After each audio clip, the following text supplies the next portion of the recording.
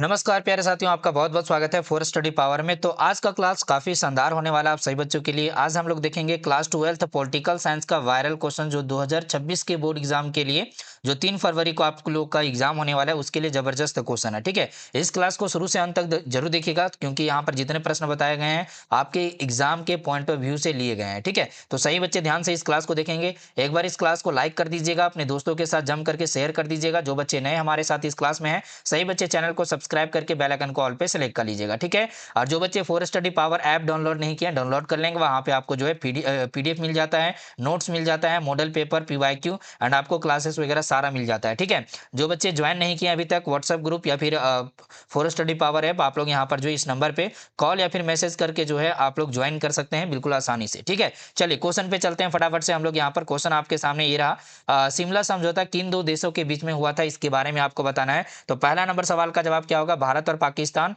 Sorry Afghanistan, Bharat और पाकिस्तान, भारत और America, Bharat और चीन। इसका जवाब क्या है? तो राइट आंसर है सर भारत और पाकिस्तान के बीच में शिमला समझौता हुआ था। तो ऑप्शन नंबर बी आपका यहाँ पर राइट आंसर है। नेक्स्ट प्रश्न देखिए, अगला सवाल आपके सामने 2 नंबर में कि पाकिस्तान से पूर्वी पाकिस्तान किस वर्ष अलग हुआ? पूर्वी पाकिस्तान मतलब क्या है? बंगाल। ठीक है, तो आप लोग यहाँ पर ध्यान से देखिए और जल्दी से उत्तर बताइए कि 1947, 48, 65 या फिर 71 में। आप सही बच्चे को याद होगा कि यहाँ पर 1971 सही उत्तर हो जाएगा। इसी समय जो है पाकिस्तान से पूर्वी पाकिस्तान अलग हुआ था। आप लोग ऑप्शन नंबर डी को राइट आंसर करेंगे। अगला प्रश्न है आपके सामने यहाँ पर 3 नंबर में कि निम्न में से कौन मानवाधिकार का एक प्रकार है इसके बारे में बताइए। तो 3 का जवाब क्या बोलेंगे? यहाँ पर अभिव्यक्ति की स्वतंत्रता, सामाजिक समानता, आर्थिक अधिकार, इनमें से सभी। ऑप्शन नंबर डी को राइट आंसर कीजिएगा। अगला प्रश्न ये रहा, 4 नंबर में कहता है सवाल आपसे कि यूएन वीमेन की स्थापना हुई थी। यूएन वीमेन की स्थापना जो है कब हुई थी? 2009, 2010 या फिर यहाँ पर देखिए 2011 या फिर 2012 में। ठीक है, तो यहाँ पर 4 नंबर सवाल का जवाब क्या होगा? तो राइट आंसर हो जाएंगे बाबू 2010 में। ऑप्शन नंबर बी को राइट आंसर कीजिएगा। अगला प्रश्न आपके सामने यहाँ पर 5 नंबर में आ जाता है। सवाल पूछा जा रहा है कि पंचायत समिति का प्रमुख कौन होता है? मुखिया, सरपंच, प्रमुख या फिर पंचायत सेवक। यहाँ पर 5 का जवाब होगा राइट आंसर आपका प्रमुख। ऑप्शन नंबर सी को सही कीजिएगा। अगला प्रश्न आपका 6 नंबर में आ जाता है कि किस राष्ट्रीय राजनीतिक दल की स्थापना 1980 ईस्वी में हुई थी? तो यहाँ पर जो है राष्ट्रीय जनता दल, भारतीय जनता दल, जनता दल यूनाइटेड या फिर बहुजन समाज पार्टी होगा। इस प्रश्न का उत्तर हो जाएंगे बाबू भारतीय जनता दल, जो कि ऑप्शन नंबर बी में आपका राइट आंसर है। उसके बाद प्रश्न देखिए 7 नंबर में सवाल आपका कि पंजाब का पुनर्गठन कब हुआ था इसके बारे में बताइए। 7 नंबर सवाल का जवाब क्या हो जाएगा? तो यहाँ पर 1966 ईस्वी में हुआ था। ठीक है, तो ऑप्शन नंबर बी को राइट आंसर करेंगे। अगला प्रश्न ये रहा आपके सामने, किस घटना के बाद सोवियत संघ अस्तित्व में आया था इसके बारे में आपको बताना है। तो फ्रांस की क्रांति के बाद, प्रथम विश्व युद्ध, समाजवादी क्रांति, नवंबर क्रांति। तो आप लोग यहाँ पर 8 नंबर सवाल का जवाब क्या बोलेंगे? राइट आंसर बोलेंगे प्यारे बच्चे नवंबर क्रांति। ऑप्शन नंबर डी आपका सही जवाब है। नेक्स्ट प्रश्न देखिए, यहाँ पर 9 नंबर में सवाल आपका है कि किसने कहा कि धर्म लोगों के लिए अफीम है? ठीक है, तो मैकियावेली ने कहा, हॉब्स ने कहा, मार्क्स ने कहा या फिर प्रोधा ने कहा। 9 नंबर प्रश्न का उत्तर हो जाएगा मार्क्स ने कहा। ठीक है, मार्क्स आपका यहाँ पर जो है बिल्कुल करेक्ट आंसर, जो कि ऑप्शन नंबर सी में आपको यहाँ पर दिख रहा है। अगला प्रश्न 10 नंबर में आ जाते हैं प्यारे बच्चे। यहाँ पर सवाल देखिए, आप लोग जल्दी से सवाल देखेंगे, आंसर बताएंगे लाइव चैट में। ठीक है, कमेंट बॉक्स ओपन है आप सही बच्चों के लिए, लाइव चैट ओपन है। आप सही बच्चे जल्दी जल्दी क्वेश्चन का आंसर बताइए। एक बार जम करके क्लास को शेयर कीजिए ताकि आपके सारे फ्रेंड इस क्लास से जुड़े, उनको इस क्लास से बहुत ज्यादा फायदा मिले। यहाँ पर 10वां नंबर सवाल कहता है कि निम्नलिखित में से कौन सोवियत संघ के विखंडन का परिणाम नहीं है? तो यहाँ पर 4 ऑप्शन में से जो सही उत्तर होगा मध्य पूर्व में संकट, मध्य पूर्व में संकट आपका सही जवाब ऑप्शन नंबर डी में आ जाएगा। उसके बाद प्रश्न देखिए 11 नंबर में सवाल है कि परमाणु अप्रसार संधि पर किस राज्य ने हस्ताक्षर नहीं किए हैं? तो ईरान, उत्तरी कोरिया, भारत या फिर चीन। यहाँ पर 11 नंबर सवाल का जवाब लगा दीजिए बाबू जल्दी से। इस प्रश्न का उत्तर क्या है? तो राइट आंसर हो जाएगा भारत। परमाणु अप्रसार संधि पर किस राज्य ने हस्ताक्षर नहीं किया? तो यहाँ पर भारत आपका सही जवाब है। ऑप्शन नंबर सी एकदम करेक्ट आंसर कीजिए। अगला प्रश्न आपका यहाँ पर 12 नंबर में आ जाता है। सवाल पूछा गया आपसे कि यूरोपीय आर्थिक समुदाय की स्थापना कब हुई थी इसके बारे में बताइए। ठीक है, तो आप लोग यहाँ पर आंसर क्या करेंगे बाबू जल्दी से बताइए एकदम फटाफट से। 12 नंबर सवाल का जवाब क्या होगा? तो राइट आंसर हो जाएंगे आपके यहाँ पर जो है 1957 ईस्वी में यूरोपीय आर्थिक समुदाय की स्थापना हुई थी। तो 1957 आपका यहाँ पर राइट आंसर हो जाएगा। ऑप्शन नंबर ए को आप लोग राइट आंसर करेंगे। अगला प्रश्न आपका कहता है कि एमनेस्टी इंटरनेशनल किससे संबंधित है इसके बारे में बताइए। एमनेस्टी इंटरनेशनल जो है किससे संबंधित है? बाल श्रम से संबंधित है, मानवाधिकार, पर्यावरण या फिर शिक्षा? बताइए, इस प्रश्न का उत्तर हम लोग क्या बोलेंगे? राइट आंसर बोलेंगे प्यारे बच्चे, ये जो है मानवाधिकार से संबंधित है। ऑप्शन नंबर बी वाला जवाब हमारा बिल्कुल करेक्ट आंसर हो जाएगा। उसके बाद प्रश्न देखिए 14 नंबर में सवाल है कि किस देश के प्रभुत्व से एक ध्रुवीय जो है, यहाँ पर देखिए एक ध्रुवीय कायम है, इसके बारे में आपको बताना है। तो किस देश के प्रभुत्व से एक ध्रुवीय कायम है, इसके बारे में आपको आंसर करना है। तो प्यारे बच्चों जल्दी से आंसर कीजिए। 14 नंबर सवाल का जवाब क्या होगा? तो अमेरिका।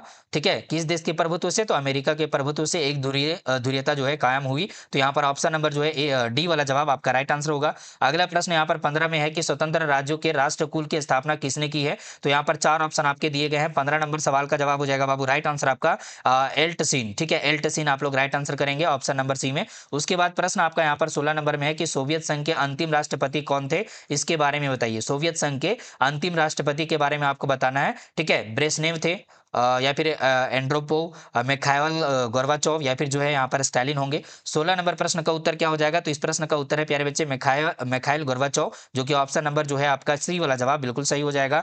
अगला प्रश्न आपका यहाँ पर 17 नंबर में आ जाता है कि संयुक्त राष्ट्र अमेरिका का प्रथम राष्ट्रपति कौन था? तो यहाँ पर George Washington, George Bush, Abraham Lincoln.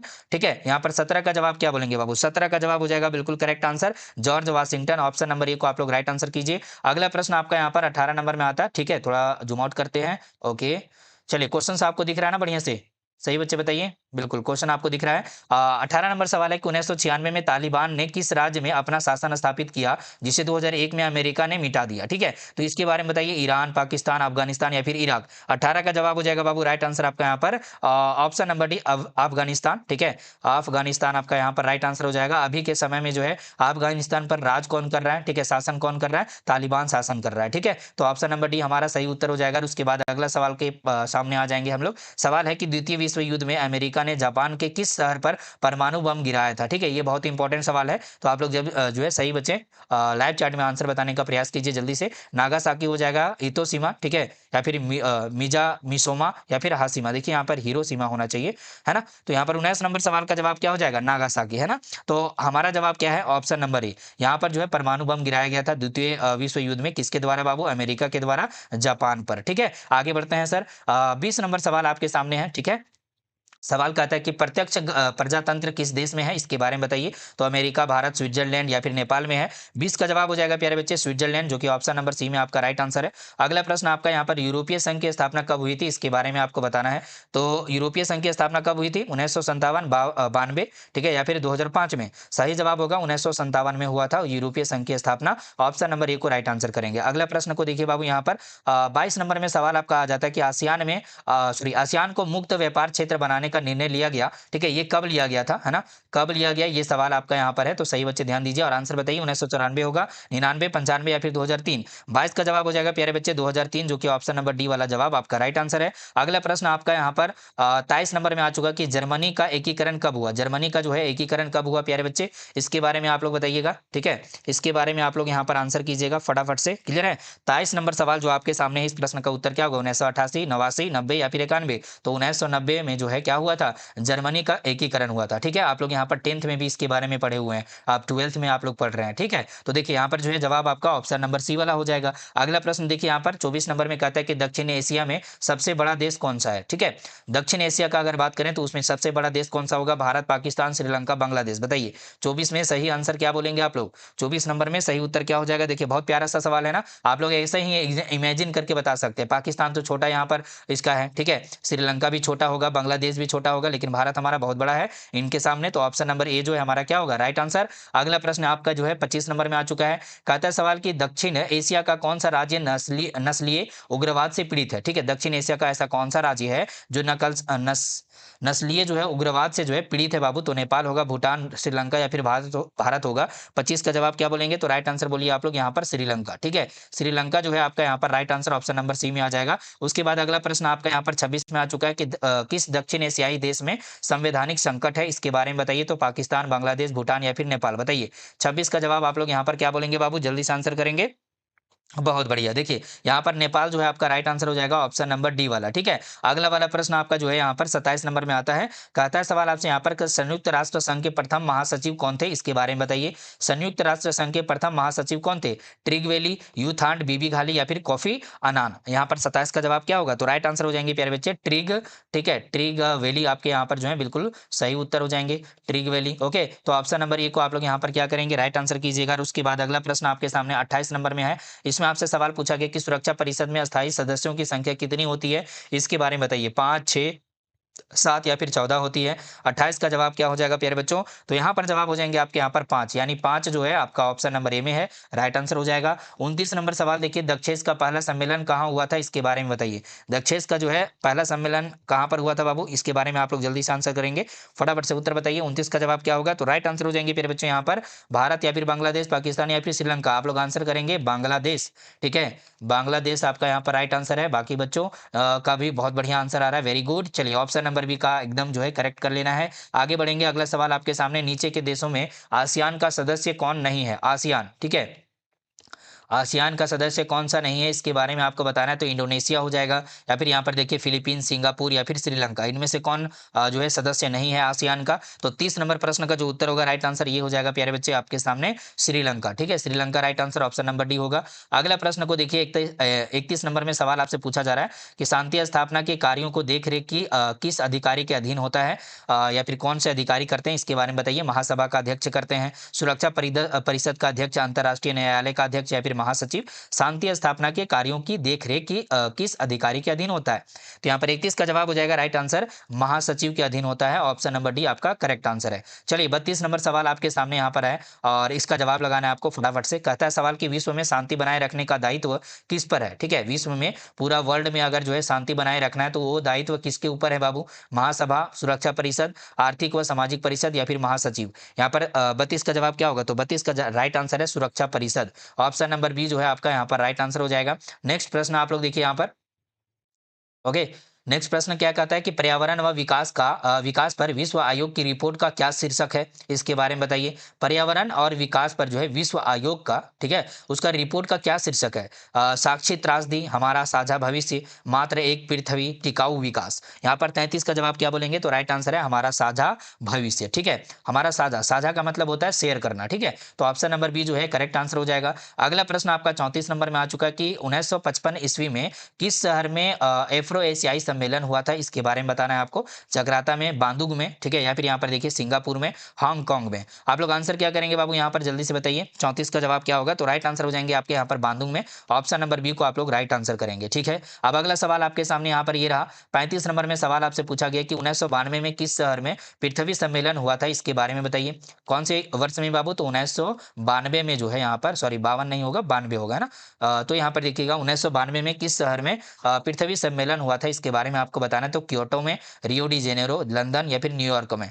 35 का जवाब हो जाएगा right answer Rio de Janeiro, ठीक है, रियो डी जेनेरो आपका यहाँ पर right answer, option number B में आएगा। और उसके बाद अगला प्रश्न आपका यहाँ पर 36 नंबर में कि विश्व अहिंसा दिवस किस तिथि को मनाया जाता है? ठीक है, विश्व वर्ल्ड जो है यहाँ पर अहिंसा दिवस कब मनाया जाता है? कौन सी तिथि को? 30 जनवरी, 24 अक्टूबर, 2 अक्टूबर या फिर 10 दिसंबर? यहाँ पर 36 का जो जवाब होगा बाबू राइट आंसर ये हो जाएंगे आपके 2 अक्टूबर, ऑप्शन नंबर सी को राइट आंसर कीजिए। अगला प्रश्न आपका यहाँ पर 37 में कि कौन भूमंडलीकरण का आलोचक नहीं है? कौन जो है क्या है भूमंडलीकरण का आलोचक नहीं है? तो 37 का जो जवाब होंगे राइट आंसर ये हो जाएंगे Manmohan Singh, option number D को सही करेंगे आप लोग। अगला प्रश्न है आपका कि मानवाधिकारों की सार्वभौमिक घोषणा कब की गई थी? इसके बारे में आपको बताना है, ठीक है, मानवाधिकारों का जो है सार्वभौमिक घोषणा जो किया गया था वो कब किया गया था? 1945, 46, 47 या फिर 48 में? 38 का जवाब आप लोग लगाइएगा, 1948 में, 1948 में, ठीक है, तो ऑप्शन नंबर डी आपका राइट आंसर है। अगला प्रश्न आपका यहाँ पर 39 नंबर में आ चुका है बाबू। यहाँ पर सवाल पूछा जा रहा है आपसे कि विश्व बाजार का विस्तार आधुनिक काल में किस समय से आरंभ हुआ है? तो यहाँ पर 15वीं शताब्दी,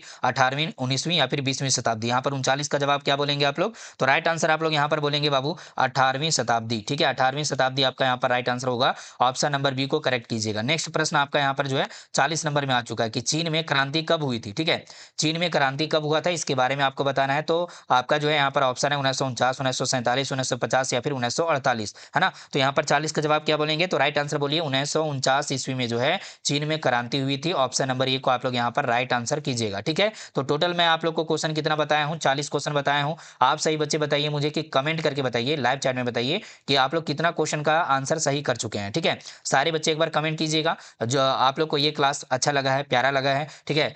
तो आप लोग सही बच्चे इस क्लास को लाइक कर देंगे, एक बार इस क्लास को शेयर कर देंगे जम करके अपने दोस्तों के साथ जो आपके ग्रुप में हैं, ठीक है, आपके फ्रेंड हैं, ट्यूशन मेट है, क्लासमेट हैं, उनके साथ शेयर करेंगे। जो बच्चे नए हैं बाबू चैनल को सब्सक्राइब कीजिए, बेल आइकन को ऑल पे सेलेक्ट कीजिए। और जिन बच्चों को पीडीएफ चाहिए, ठीक है, जिन बच्चों को पीडीएफ चाहिए पॉलिटिकल साइंस, हिस्ट्री, हिंदी, जो है इंग्लिश, ठीक है, जितने भी सब्जेक्ट आपके आते हैं आर्ट्स में या फिर साइंस में, ठीक है, तो वो बच्चे जो है अगर पीडीएफ चाहते हैं इंग्लिश या फिर हिंदी मीडियम में, तो उनके लिए क्या होगा कि four study power mobile application download करना है। फोर स्टडी पावर ऐप आप लोग को डाउनलोड करना है, ठीक है। गूगल प्ले स्टोर से डाउनलोड कीजिएगा और वहां पर आपको जो है सारा सुविधा मिल जाएगा, पीडीएफ मिल जाएगा आपको, ठीक है, नोट्स मिल जाएगा आपको, मॉडल पेपर मिल जाएगा और पीवाईक्यू मिल जाएगा, टेस्ट सीरीज मिल जाएगा, ठीक है, क्लास मिल जाएगा आपको। क्लियर है, सारा चीज कॉन्सेप्ट बेस्ड जितने भी क्लास होते हैं वो आपको मिल जाएगा। तो आप अगर ज्वाइन करना चाहते हैं तो आप लोग जो है यहाँ पर four study power app download कीजिए। वहां पर नोट्स केवल चाहिए तो केवल नोट्स का भी ऑप्शन अवेलेबल है, ठीक है। और आप सही बच्चे मॉडल पेपर केवल लेना चाहते हैं तो मॉडल पेपर आपका वहां पर अवेलेबल है, क्वेश्चन बैंक का अवेलेबल है, ठीक है। तो सारे बच्चे वहां पर अपना जो है एक्सप्लोर कीजिए, देखिए आपको जो है सारा चीज अवेलेबल करवा दिया गया, ठीक है। बाकी आप लोग को अगर कोई दिक्कत, कोई परेशानी या फिर ग्रुप में ज्वाइन करना है तो प्यारे बच्चे 7667671300 इस नंबर पे व्हाट्सअप मैसेज करना है, ठीक है, या फिर कॉल करना है, आपको लिंक मिल जाएगा, ठीक है। चलिए आज के लिए इतना ही रखते हैं, इस क्लास में फिर मिलेंगे आपसे अगले वाले धमाकेदार क्लास के साथ। तब तक के लिए जय Hind, Vande Mataram. Thank you so much सही बच्चे को।